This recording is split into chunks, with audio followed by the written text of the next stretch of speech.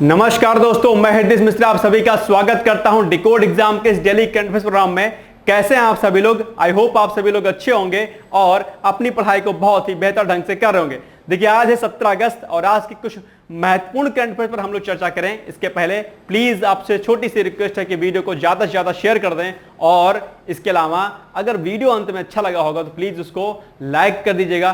साथ ही साथ में वीडियो के अंत में जो प्रश्न मैं आपसे पूछूंगा उसका उत्तर आप लोग प्लीज दीजिएगा और मुझे आपसे उम्मीद है कि आप ज्यादा से ज्यादा लोग अपने उत्तर को कमेंट बॉक्स में देंगे। तो आइए हम लोग बिना देरी के हुए आज के सेशन को स्टार्ट करते हैं। लेकिन उसके पहले हम लोग जो हमने लास्ट डे पढ़ाई की थी अर्थात जो हमने करंट किया था उसके बारे में हम लोग कुछ एक पॉइंट्स को देखते हैं।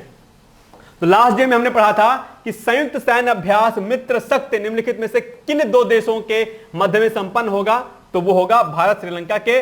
हाल ही में किस देश द्वारा महाभूकंप की चेतावनी दी गई है? जापान के द्वारा दी गई है। और हमने आपको भूकंप के बारे में कुछ एक पॉइंट्स बताया था और हमने कहा था कि भूकंप को आप लोग रेडी कर लीजिएगा। साथ ही साथ में हमने 2 पॉइंट्स और दिए थे आपको टास्क के रूप में कि भूकंप के साथ में सुनामी और ज्वालामुखी को भी आप लोग क्या करिएगा? रेडी कर लीजिएगा। इसके अलावा हाल ही में राष्ट्रीय मानवाधिकार आयोग द्वारा किस राज्य के मुख्य सचिव को नोटिस जारी किया गया है? तो पश्चिम बंगाल। और पश्चिम बंगाल की घटना से आप सभी लोग जो है परिचित हो गए होंगे। अपने आप में बहुत ही विभत्स घटना है। मानव का जो एक रूप जो होता है वो उसके कुकृत्य को इसने दर्शाया और मुझे लगता है कि ऐसे मुद्दों पर सरकार को तेजी से काम करते हुए दोषियों को कड़ी से कड़ी सजा जो है देनी चाहिए बिना किसी लेट लतीफी के। और एक बात मैंने पिछले वीडियो में कहा था, मैं फिर से कह रहा हूं कि आप लोग जो भी लोग हों अपने भीतर मूल्यों का समावेशन जरूर कराएं, क्योंकि जब तक आपके भीतर मूल्य नहीं होगा, जब तक आपके भीतर नैतिकता नहीं होगी, तब तक चीजें ऐसे गलत होती रहेंगी। इसलिए हमेशा अपने में सुधार लाने का सोचें, क्योंकि पंडित श्री राम शर्मा आचार्य ने कहा था, जो कि गायत्री परिवार के संस्थापक, उन्होंने कहा था कि हम सुधरेंगे युग सुधरेगा, हम सुधरेंगे जग सुधरेगा। ठीक है, तो ये पॉइंट आपको याद रखनी है। और यानी कि उन्होंने कहा था कि हम बदलेंगे युग बदलेगा और हम सुधरेंगे युग सुधरेगा। ये सही था टर्मिनोलॉजी। ठीक है, तो अपने में बदलाव रखिए, दुनिया बदल जाएगी और मूल्यों का विकास करिए। इस तरीके से कृत्य नहीं होंगे। इसके अलावा युद्ध अभ्यास एक्स तरंग या तरंग शक्ति की मेजबानी निम्नलिखित में से किसके द्वारा की जा रही है? तो भारतीय वायुसेना के द्वारा। इसके अलावा हाल ही में 6ठे भारत ऑस्ट्रेलिया समुद्री सुरक्षा संवाद का आयोजन कहां पर किया गया? तो वो किया गया कैनबेरा अर्थात ऑस्ट्रेलिया में। कहां पर? ऑस्ट्रेलिया में। ठीक है, इसके अलावा हाल ही में किसने अमेरिका में भारतीय राजदूत के रूप में कार्यभार संभाला? तो विनय मोहन क्वात्रा ने। और हमने आपको कहा था ये प्रश्न आपके लिए क्या है? वेरी वेरी मोस्ट इंपॉर्टेंट है। इसके अलावा हमने आपको बताया था कि हाल ही में बुद्धदेव भट्टाचार्य का निधन हो गया है। वे निम्नलिखित में से किस राज्य के मुख्यमंत्री रह चुके हैं? तो वो पश्चिम बंगाल के। इसके अलावा और ये पश्चिम बंगाल में कब से कब तक रहे हैं? वर्ष 2000 से लेकर के वर्ष 2011 तक वो पश्चिम बंगाल के क्या थे? मुख्यमंत्री थे। इसके अलावा विश्व अंगदान दिवस मनाया जाता है 13 अगस्त को, विश्व अंगदान दिवस मनाया जाता है। तो ये था हमारा लास्ट डे का रिवीजन। और अब हम आते हैं आज के करंट अफेयर्स पर। उसके पहले हमने लास्ट डे आपसे एक प्रश्न पूछा था। प्रश्न क्या था? प्रश्न था हमारा कि मानव विकास सूचकांक यानी जिसको हम लोग ह्यूमन डेवलपमेंट इंडेक्स भी बोलते हैं की अवधारणा का विकास निम्नलिखित में से किसके द्वारा किया गया था? और यह प्रश्न कई बार आपके एग्जाम में पूछा गया है। मैं फिर से कह रहा हूं कि ये फिर से आपके एग्जाम में पूछा सकता है। तो जो ह्यूमन डेवलपमेंट जो इंडेक्स होता है, जो मानव विकास सूचकांक होता है, उसकी अवधारणा का विकास पाकिस्तानी अर्थशास्त्री कौन थे? महबूब उल हक। ये क्या थे? पाक यानी कि पाकिस्तानी अर्थशास्त्री थे। और इनके साथ में एक व्यक्ति और थे जिन्होंने इस संकल्पना में जो है अपना योगदान दिया, वो थे भारतीय अर्थशास्त्री कौन? अमर्त्य सेन। आपको याद होना चाहिए। तो इनके साथ में प्लस कर लीजिएगा। और एक कौन व्यक्ति थे? अमर्त्य सेन थे। ये भी कई बार आपके एग्जाम में क्या है? पूछा गया है, अमर्त्य सेन। तो अगर महबूब उल हक नहीं होगा तो हो सकता है केवल अमर्त्य सेन दिया हो, और अगर दोनों ऑप्शन दिया हो गया तो आप A+B दोनों टिक लगाइएगा, अगर कूट के फॉर्म में होगा तो। ठीक है, चलिए आगे बढ़ते हैं हम लोग। नेक्स्ट है, हाल ही में कहां पर पहली बार ग्लोबल प्रवासी महिला कबड्डी लीग का आयोजन किया जा रहा है? आपके सामने जो है ऑप्शंस हैं, हरियाणा, उत्तर प्रदेश, राजस्थान, मध्य प्रदेश। तो फॉर एग्जांपल कि अगर इस प्रश्न का उत्तर आपको नहीं पता है तो थोड़ा सा दिमाग लगाइएगा, रिस्क लीजिएगा, तो आप पाएंगे कि मोस्टली जो खेल वाली जो चीजें होती हैं वो हरियाणा से संबंधित होती हैं। तो इसका मतलब हरियाणा क्या हो जाएगा? इसका सही उत्तर हो जाएगा। इस तरीके से आप इसको एलिमिनेट कर सकते हैं। अगर ऐसे प्रश्न आपकी परीक्षा में नहीं आते हैं तो थोड़ा सा अगर आप माइंड लगाओगे तो कर ले जाओगे। तो आइए इसकी व्याख्या देखते हैं हम लोग फटाफट। तो हाल ही में पहली बार ग्लोबल प्रवासी महिला कबड्डी लीग का आयोजन हरियाणा में किया जाएगा। इस कबड्डी लीग में करीब 15 देश से अधिक देश में रहने वाले जो प्रवासी महिला एथलीट हैं वो क्या होंगे? इसमें भाग लेंगे। इसके अलावा इसके साथ ही कई अन्य देशों के एथलीट भी इसमें क्या होंगे? पार्टिसिपेट करेंगे। इसके अलावा भारत द्वारा वर्ष 2036 में ओलंपिक खेलों का आयोजन करने का उद्देश्य जो है आगे इससे बढ़ रहा है। तो आपके एग्जाम में यह प्रश्न इंपॉर्टेंट हो जाता है। आपके एग्जाम में पूछ लेगा कि भारत द्वारा ओलंपिक खेल की जो है मेजबानी किस वर्ष की जाएगी? तो आप तुरंत उत्तर देंगे वर्ष 2036 में। आइए इसके अलावा प्रश्न नंबर 2 पे आते हैं। भारत का पहला अनाज एटीएम निम्नलिखित में से किस राज्य में खोला गया है? हरियाणा, मध्य प्रदेश, बिहार, उड़ीसा। तो इसका सही उत्तर हो जाएगा आपका option number D is the right answer. That means Orissa में अभी भारत का पहला अनाज एटीएम जो है खोला गया। अब अनाज एटीएम खोला गया तो इसका मतलब सिंपल सी बात है कि जो नॉर्मल एटीएम होता है उसमें हम पैसे निकालते हैं, और अगर अनाज एटीएम होगा तो क्या होगा? हम वहां से अनाज निकालेंगे। और इस अनाज एटीएम से हम क्या काम करेंगे? अपने आधार कार्ड के माध्यम से, राशन कार्ड के माध्यम से हम बायोमेट्रिक जो है जो सिस्टम होगा उसको करेंगे, और उसके हिसाब से फिर हमें अनाज मिल जाएगा। 5 मिनट में लगभग 50 केजी तक हम अनाज प्राप्त कर सकते हैं। ये जो है इसकी खूबी है। तो यही सारे पॉइंट्स यहां पर मेंशन किए गए हैं कि भारत का पहला अनाज एटीएम उड़ीसा राज्य में खोला गया है, और इसे अन्नपूर्ति अनाज एटीएम के नाम से भी जाना जाता है। इसके अलावा इस एटीएम के माध्यम से लाभार्थी अपना आधार कार्ड या राशन कार्ड नंबर डालकर तथा बायोमेट्रिक प्रमाणीकरण द्वारा मशीन से अनाज प्राप्त कर सकता है, और ये 24 आवर्स खुला रहेगा। बहुत अच्छी बात है अपने आप में। आप जाइए और लीजिए। इससे क्या होगा? जो भीड़ लगती रहती है, लंबी लाइन लगती है, समय जो वेस्ट होता है वो बचेगा, और जो है जो चोरी की जो शिकायतें अक्सर आती रहती हैं कि फला ने जो है हमारे जो है अनाज की कटौती कर ली, ये वो कर लिया, तो इससे जहां एक और समय बचेगा लोगों का, भीड़ से निजात मिलेगी, तुम्हें दूसरी ओर जो बिचौलिए जो इसका जो अनाज कम देते थे किसानों को या लाभार्थी को, वो क्या होगा? वो भी खत्म होगा। भ्रष्टाचार पे अंकुश लगाया जा सकेगा। ठीक है, इससे 5 मिनट में 50 किलोग्राम तक का अनाज प्राप्त किया जा सकता है। चलिए तीसरा क्वेश्चन। हाल ही में जारी उच्च शिक्षण संस्थानों की रैंकिंग में किस संस्थान को शीर्ष रैंकिंग दी गई है? तो IIT Madras, IIT Kanpur, IIT Delhi, IIT Roorkee. बहुत फेमस क्वेश्चन है। इसका सही उत्तर क्या होगा? इसका सही उत्तर होगा आईआईटी मद्रास। बहुत इंपॉर्टेंट क्वेश्चन है। चलिए आगे बढ़ते हैं हम लोग। तो हाल ही में जारी उच्च शिक्षण संस्थानों की रैंकिंग में आईआईटी मद्रास को शीर्ष रैंकिंग प्रदान की गई है। और खास बात क्या है इसमें? खास बात यह है भाई साहब कि इसने लगातार 6ठे वर्ष शीर्ष रैंकिंग जो है को बरकरार रखा है। यानी कि लगातार ये 6 सालों से क्या है?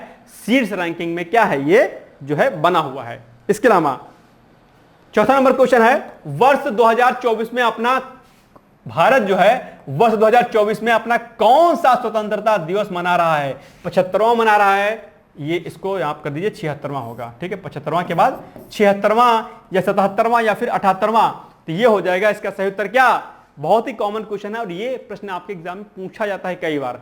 तो इस बार वर्ष 2024 में भारत अपना 78th इंडिपेंडेंस डे अर्थात स्वतंत्रता दिवस मना रहा है। यानी कि option number D is the right answer. आइए व्याख्या देखते हैं इसकी हम लोग। तो भारत वर्ष 2024 में अपना 78वां स्वतंत्रता दिवस मना रहा है। भारत वर्ष 2024 में 9 अगस्त से लेकर के 15 अगस्त तक हर घर तिरंगा अभियान क्या है? मना रहा है। आपको पता होगा। इसके अलावा अगर हम कुछ एक फैक्ट की और बात करते हैं तो दरअसल जो राष्ट्रीय ध्वज आपका होता है उसकी अभिकल्पना किसने दी थी? तो वो पिंगली वेंकैया हैं, और इनके बारे में ऑलरेडी हमने आपको प्रश्न कराया हुआ था, अगर आपको याद होगा तो 3-4 दिन पहले। इसके अलावा तिरंगे की लंबाई चौड़ाई की अगर बात करते हैं तो 3:2 में होता है इसकी लंबाई और चौड़ाई। इसके अलावा 22 जुलाई 1947 को यानी कि 22 जुलाई 1947 को संविधान सभा द्वारा आयोजित बैठक में राष्ट्रीय ध्वज होगा यहां पर। ठीक है, राष्ट्रीय ध्वज, अध्यक्ष नहीं, राष्ट्रीय ध्वज, राष्ट्रीय ध्वज को अपनाया गया था। कब? 22 जुलाई 1947 को। तो ये पॉइंट भी आपको क्या करना है, याद रखना है। चलिए, विभाजन विभीषिका दिवस कब मनाया जाता है ये बताना है आपको, ठीक है। तो आई थिंक आप ऑप्शन देख करके इसको समझ सकते हैं। तो 14 अगस्त, 15 अगस्त, 16 अगस्त या 25 जनवरी। तो इसका जो सही उत्तर होगा वो होगा आपका 14 अगस्त को विभाजन विभीषिका दिवस मनाया जाता है। इसी दिन जो है भारत का विभाजन हो गया था, ठीक है।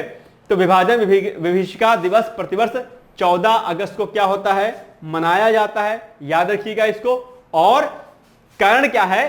कारण यह है कि 1947 यानी कि जिस वर्ष देश आजाद हुआ था, तो 1947 के विभाजन के दौरान विस्थापित और पलायन कर चुके लोगों की याद में इसको क्या कर दिया जाता है, मनाया जाता है।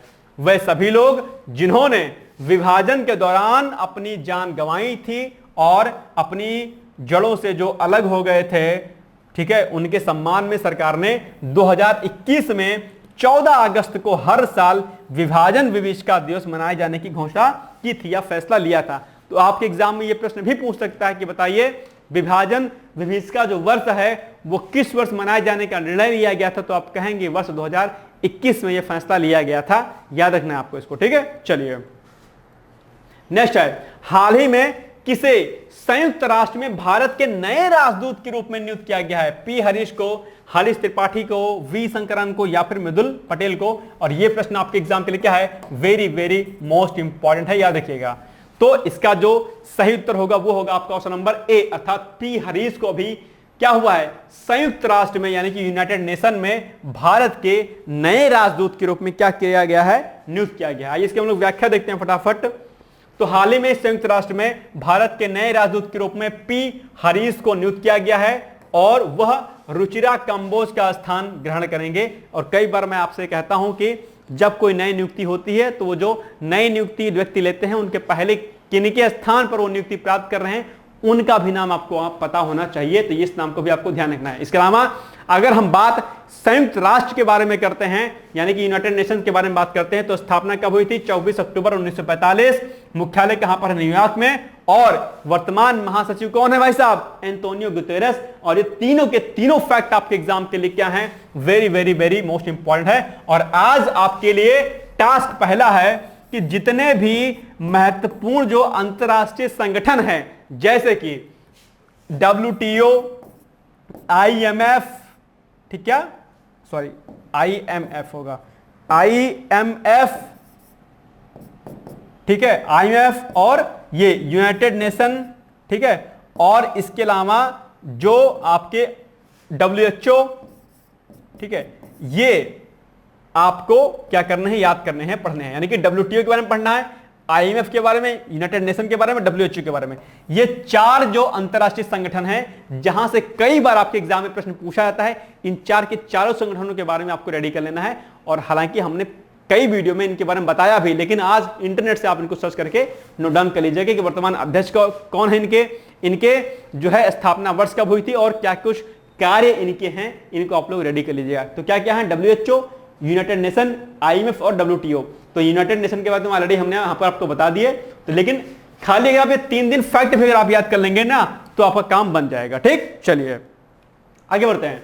इसके अलावा संयुक्त राष्ट्र द्वारा वर्ष 2024 को अंतरराष्ट्रीय कैमलेट्स वर्ष भी घोषित किया गया है। आपको पता होगा, यह फैक्ट भी आपके लिए इंपॉर्टेंट है। इसके अलावा 24 अक्टूबर को संयुक्त राष्ट्र दिवस भी मनाया जाता है क्योंकि इसी दिन क्या हुई थी, इसकी स्थापना हुई थी, इसीलिए इसको जो है मनाया जाता है, ठीक है। चलिए आगे बढ़ते हैं। नेक्स्ट क्वेश्चन है हमारे सामने, हाल ही में प्रवर्तन निदेशालय जिसको हम लोग ईडी बोलते हैं के निदेशक के रूप में किसे नियुक्त किया गया है? और यह प्रश्न आपके एग्जाम के लिए क्या है, वेरी वेरी मोस्ट इंपॉर्टेंट है क्योंकि अभी अक्सर आप लोगों ने ईडी के बारे में जो है सुना होगा, ये जो है चर्चाओं में काफी दिनों से रहे हैं ईडी, ठीक है।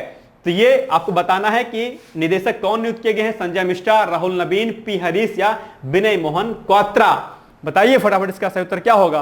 तो इसका सही उत्तर होगा आपका ऑप्शन नंबर बी, अर्थात राहुल नवीन को प्रवर्तन निदेशालय अर्थात के जो है निदेशक के रूप में अर्थात ईडी के निदेशक के रूप में उनको नियुक्ति प्रदान की गई है। आइए इसकी व्याख्या देखते हैं हम लोग फटाफट।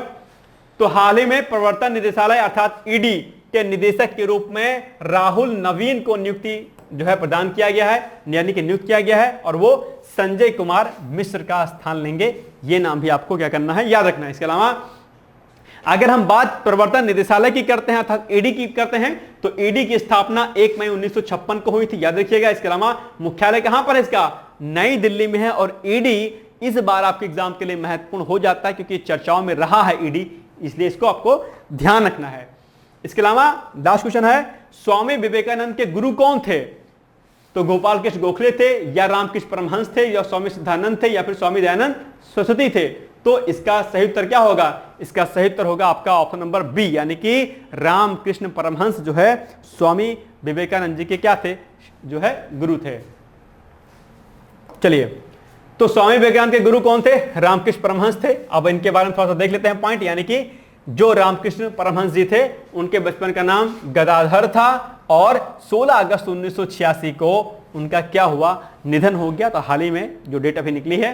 इसके अलावा अगर हम कुछ अन्य फैक्ट की बात करते हैं 16 अगस्त के बारे में, तो 16 अगस्त 2018 को पूर्व प्रधानमंत्री अटल बिहारी वाजपेयी जी का क्या हुआ, निधन हो गया था। यह भी आपको क्या करना है, याद रखना है। और ये वर्ष हटा दीजिएगा, यानी कि 25 दिसंबर 1924 में उनका जन्म जो है ग्वालियर मध्य प्रदेश में हुआ था, याद रखिएगा। ठीक, आइए कुछ एक फैक्ट और देखते हैं। इसके अलावा संयुक्त राष्ट्र में हिंदी में पहली बार भाषण देने वाले अगर कोई नेता थे तो वो थे आपके पंडित जो है कौन, अटल बिहारी वाजपेयी, यानी कि जो कि भारत के पूर्व प्रधानमंत्री भी रह चुके हैं। इसके अलावा अटल बिहारी जी जो हैं, अटल बिहारी वाजपेयी जी की जयंती 25 दिसंबर को सुशासन दिवस के रूप में मनाई जाती है, यानी कि जिस दिन जो है उनका जन्म होता है उसी दिन जो है सुशासन दिवस के रूप में भारत सरकार ने मनाए जाने का निर्णय लिया था। इसके अलावा वर्ष 2015 में उन्हें देश के सर्वोच्च नागरिक सम्मान यानी कि भारत रत्न से भी सम्मानित किया गया था।